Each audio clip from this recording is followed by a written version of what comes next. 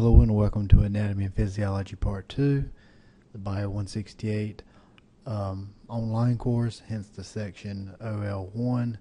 This is summer 2016. I'm the instructor, Don Patterson. And in this introduction video, if you hadn't had me before, I just kind of briefly want to go through and touch on how the course is actually conducted and how things are laid out, and to maybe make things easier for you in the future. So right off the bat, this is the same information at the top of the Moodle site. You'll notice the phone number I've got for absolute emergencies only. It's a home phone, and I'm never there. Essentially, it probably will go to voicemail, and I may get it that night, or I may get it in 2 or 3 nights. So that's the only reason why I've got for absolute emergencies only. Quickest method is the email, the dpatterson@bladencc.edu. If you email me, typically you get a response 4 to 6 hours, sometimes a little longer, sometimes a little less, just depending on the time of day. Likewise, office location. I don't have a BCC office currently, so you just email me anytime you got a question, and I don't care what time of day or night, I'll get back with you. Likewise, office hours. Doesn't really apply to these online classes. So I will ask though, when you do email me, use the BCC student email. I always get those emails. It's extremely rare that I don't, but if you send me from another account, for example, Yahoo, Gmail, whatever, very likely the school software sometimes block those, thinking it's spam emails, and I don't always get those. So send through BCC. Required material for this course is Principal Anatomy and Physiology tutorial. I don't really care what edition. If you've got 12th, 13th, those are fine. But the newest is 14th. The content really hasn't changed. Sometimes the pages have shifted, but I never tell you to read a specific read a specific page. I tell you to read the chapter. Other material required besides that textbook is the Anatomy and Physiology Reveal 3.0 online access code.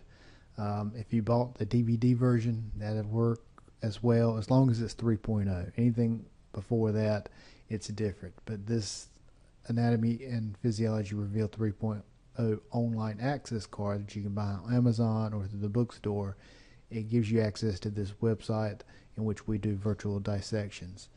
And the third and last thing you need is the PhysioX 9.0, which is basically how we conduct the physiological studies, kind of to mimic what you would do in the class.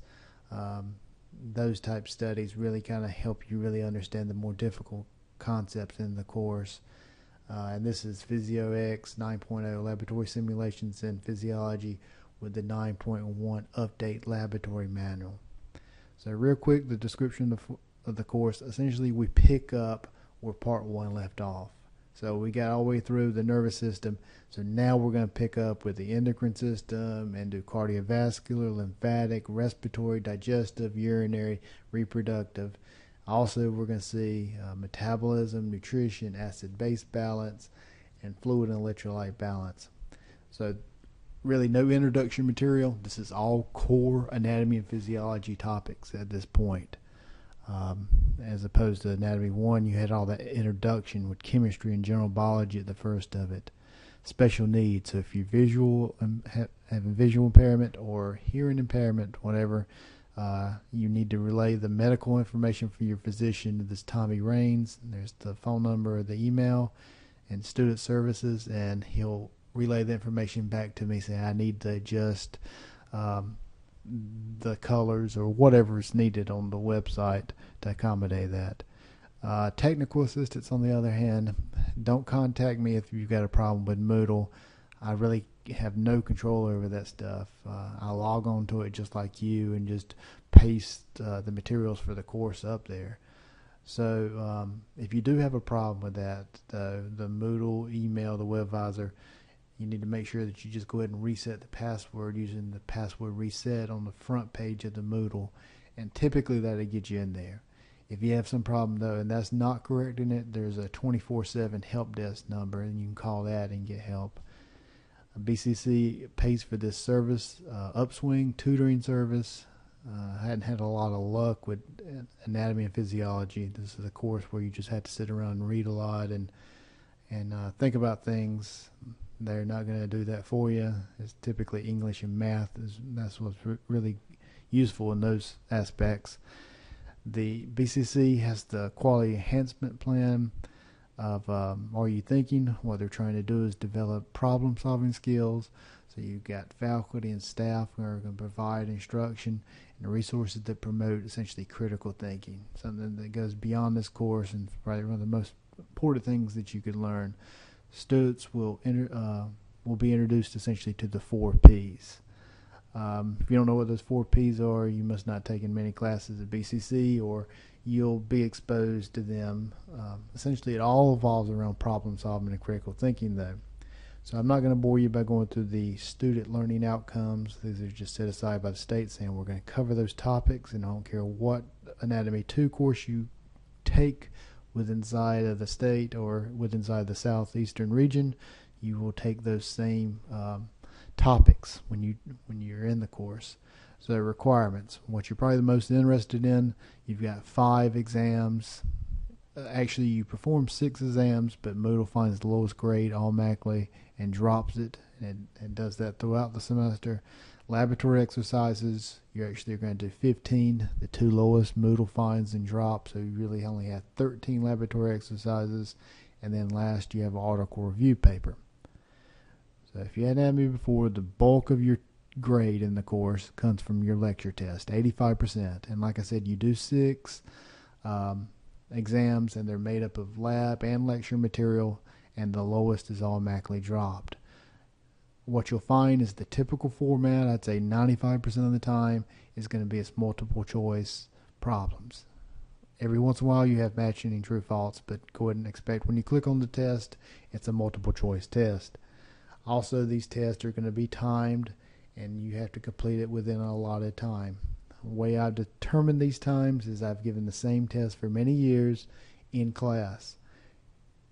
Let's say the student that took the longest in class took 60 minutes or 70 minutes. What I typically do is I give you 20% more than whatever that student took. Typically when students come in and take these tests and they've studied for it, they're in and out in 20 minutes.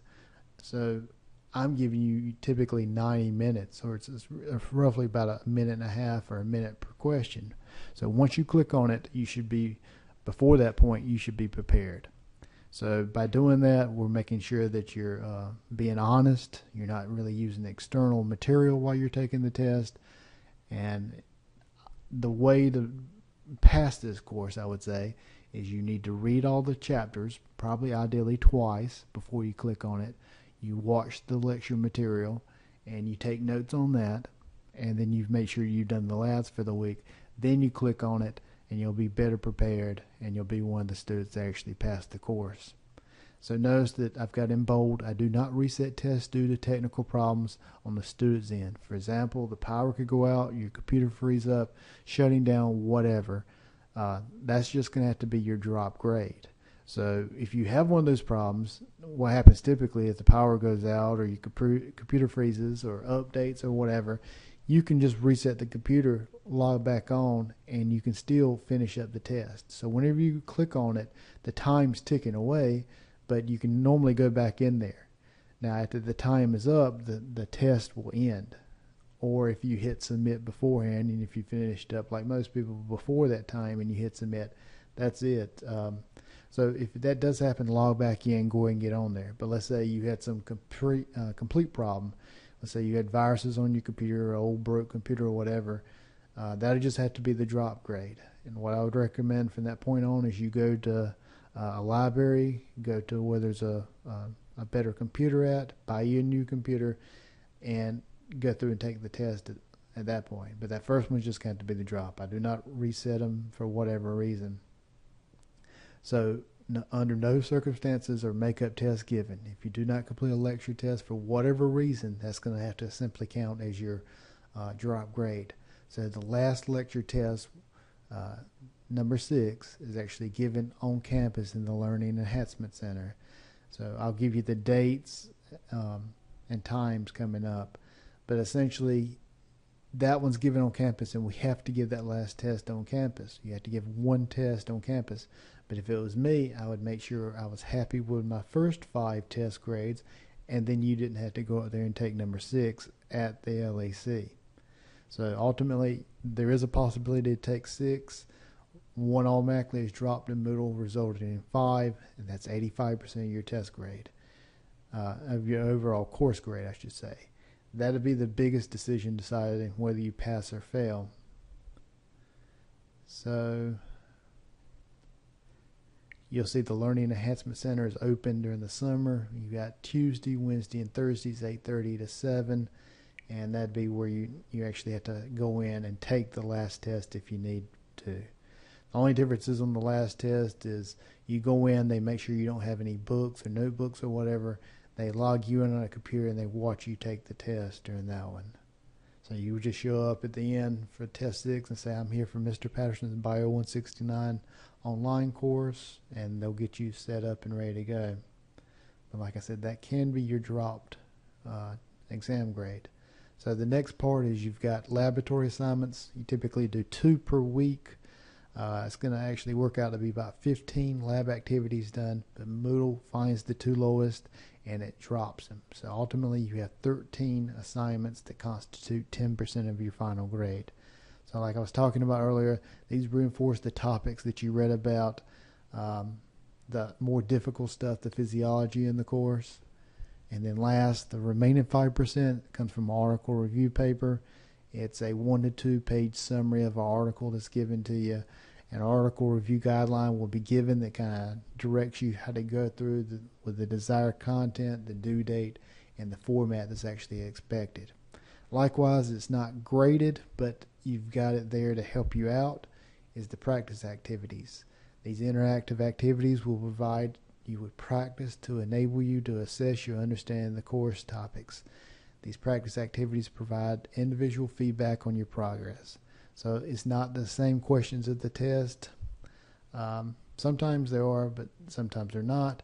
But it's overall to make sure that you've read the material and gone through things thoroughly enough that you're understanding and you're comfortable before you actually click on that test to start it. So once again, 6 tests, 1's dropped, 5, resulting in 85% of your grade. Each one works out to be about 17%.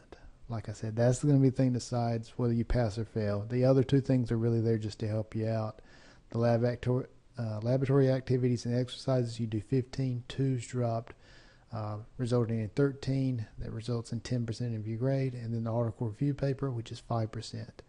Starting this semester in the anatomy, just like with the other biology courses, it's a 10-point scale. It really doesn't affect anything.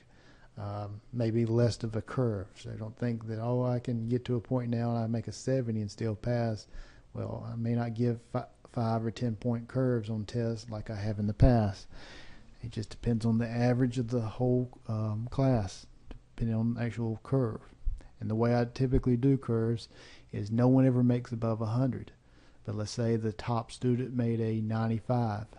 That means that student gets a 5 points, and every other student in the class gets a 5-point curve.